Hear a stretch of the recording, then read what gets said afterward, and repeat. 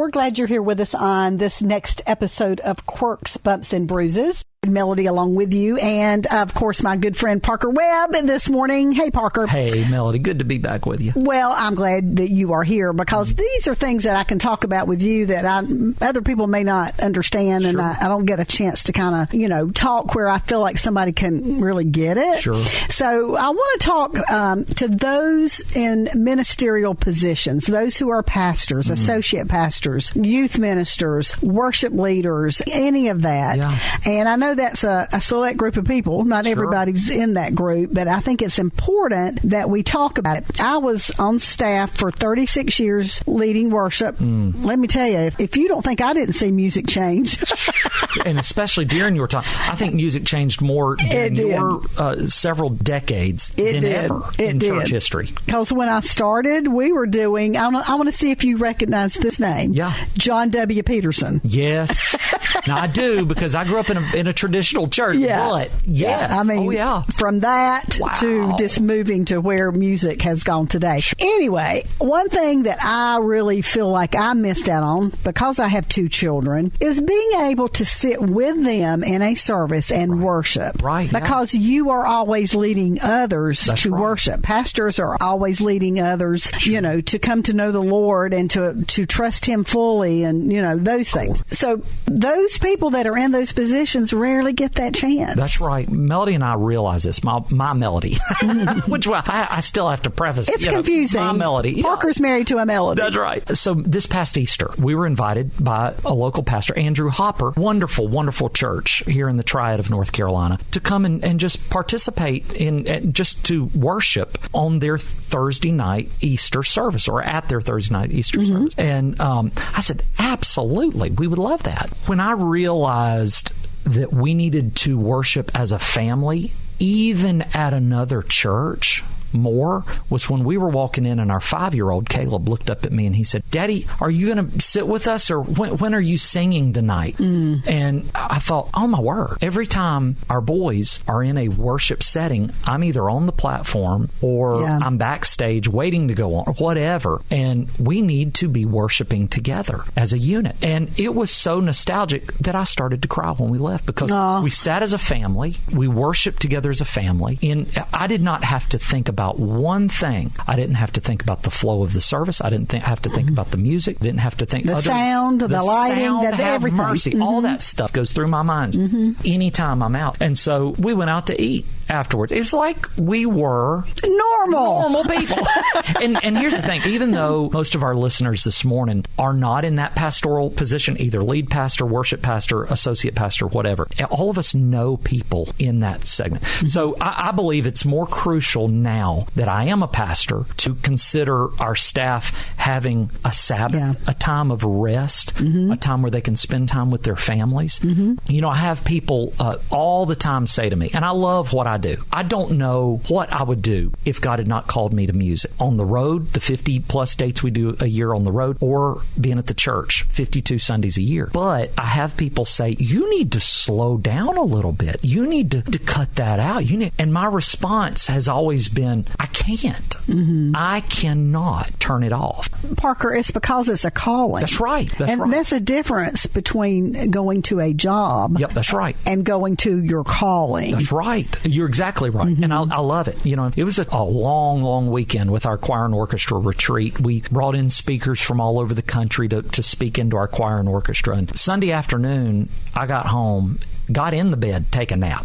I mean, not just lay on the couch. You were exhausted. I was shot. I laid there until 6 p.m. And just rested. Monday morning, I was in the office an hour earlier than I normally get into the office. So, because I was so excited about what was to come, and what the Lord had in store. But all that being said, we're having to work out times as a family. In the evenings, we go ride bikes together, or we just simply put in a movie. A movie that all of us would enjoy. It doesn't really matter, as long as because you're with them. That's right. And for kids, it really doesn't matter. Because we were scolded because we had Bryce sitting right here beside me this morning, had Bryce and even Caleb, where they would be out till 11 o'clock midnight at events all over the country, or we would be getting to the airport at 5 a.m. for an early flight, and routines were off, meals were off, all that stuff was off. Precious woman in gospel music told my mother, which has resonated down to me and my wife,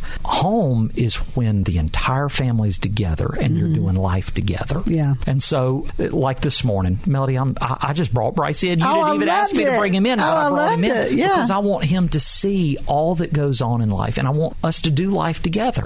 I think that it's what helped me, prepare me for church work, prepare me for ministry and church hurt, all that stuff, because I was literally hand in hand with mom and dad through all that stuff. Yeah. So. And I'll tell you this, Parker, I fully believe, too, that when ministerial staff of any kind, when you get to the place of exhaustion and you get to the place where you are not worshiping yourself, that's right. That's when sin creeps in. Oh, it is a wide open double door for Satan to utilize. It is, because you're not on guard. That's right. You're too tired to even think about it, that's when the enemy knows to attack. That's right. And to seek you out and to try to devour and destroy you. That's right. And many times I think that's what we've seen when leaders fall. That's right. Well, and I would make a challenge, Melody, if I could. Sure. To lay leaders, deacons, chairs of committees, when your pastor goes on a trip, whether it be to the denominational conventions or whatever, always put in your budget. If the spouse is not working or they can go, put in your budget to send not just your pastor, but the spouse. Not just the director, but their spouse. Because that right there is a time, some of the most refreshing times. We're a Southern Baptist church at Green Street, and the most refreshing Southern Baptist conventions where I've not been so exhausted I almost wanted to quit, to be honest with you, to that point of exhaustion, was when my wife went with me. Yeah. I was excited for ministry when she was with me. And so it was almost like a mini vacation. Well, I think when you're away from your family, you're worried about your family. And there's some guilt. Yeah, 100%. There's some guilt there that you're away and she's at home with the kids. That's right. And so if she's with you, because if the kids are with grandma and grandpa, they're happy. Yeah. Right? Totally. They're like me, making your little boy a s'more at 8 o'clock in the morning for breakfast. Which is wonderful. Aunt Melody can make whatever she wants for my boys. So grandparents love it and the kids love it, but it gives you and your wife. I will say this: if you can't do that, if the spouse is working and cannot go, I would suggest putting in the budget that when that pastor returns, he gets an extra day off. Amen. Because that's work. You're going to these events, but it's not just fun time. You're not laying on the beach. That's right. That's right. You're working. Yeah, that's right. Yeah. No, I would highly recommend give them what in the secular world they call it comp time. That comp time is crucial for the health of their family. Because let me tell you something. You want a church to die quick, hurt your pastor.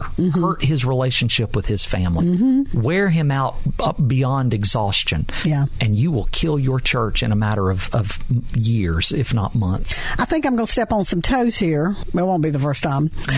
But I am shocked at the number of churches, and I talk with Andy Bowersox of Energized Ministry, a wonderful ministry that gives retreats to pastors that just need some rest. Absolutely. But I am shocked at the number of churches that will not even entertain the idea of a sabbatical. Yeah. And it's imperative that we give pastors some time away. Here's what I hear a lot. Well, I work too, and I wish that my job would give me a sabbatical, but here's the difference. You're not on call 24/7. That's right. That's right. And you are not a secret keeper. That's right. Pastors are secret keepers. They are. They have a lot of stuff in their head. Heavy stuff. Heavy stuff in their head that they can't share, many times not even with their spouse. That's right. If it's been asked to not. Just the day-to-day ins and outs of being a pastor is grueling. It is.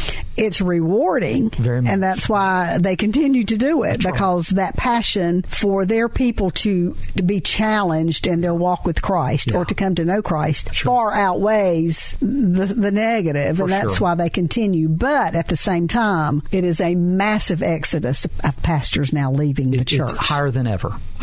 And especially from our smaller churches, because the demand is so high. They don't have staff. Thankfully, I've got a staff as a worship pastor. We were talking about this morning. I've got people that can help me carry that load so that I can pastor and be creative. I can make our worship sets, send them to my music director, and he can put them together unbelievably, Mr. Jay Meacham. And so, but let me tell you, if you, again, I want to double down. If you want to not just ruin your pastor's life, but ruin the life of your church, keep pushing him. Keep pushing him and keep nagging about, well, he doesn't do this, and I don't know why he doesn't do this, and he didn't visit my grandma's brother, sister's aunt. That's right. That's right. We talked about it as staff yesterday in our staff meeting, that we're trying to figure out. We've got a little notes thing. Technology is wonderful. We've got our directory is online, and when any of us go to visit or do whatever, we can jot little notes and even make alerts and all that kind of stuff. But Melody, I feel more strongly about this than ever. And the comparison of somebody who works a secular job as opposed to a pastor, most of the time, obviously this is not universal. It's for sure not universal for business owners, small business owners. At 5, you can cut it off. For the most part, you can cut it off. But to your point, pastors, it's 24/7. In fact, I told a man yesterday here locally, I said, brother, if it's 1 a.m., I never turn my phone off. My phone has never been off. Call me. If you need anything. He's an elderly gentleman and aging, and I love him dearly. And so I sat there, even as I was doing it, the flesh side of me was saying, what are you doing? Telling him he can call anytime. And I know he won't. He's not that type of man. But the pastoral side of me, I'm in it with all my heart. Brother, I'm here for you. Anything you need. So I know it's not Pastor Encouragement Month or whatever. I don't even know when that is. It's October. But please give your pastor some rest. And pray for him. Pray for him daily. Pray for him. If you love your pastor, you will pray for him. If you want your pastor to succeed, you'll pray for him. And therefore your church will succeed.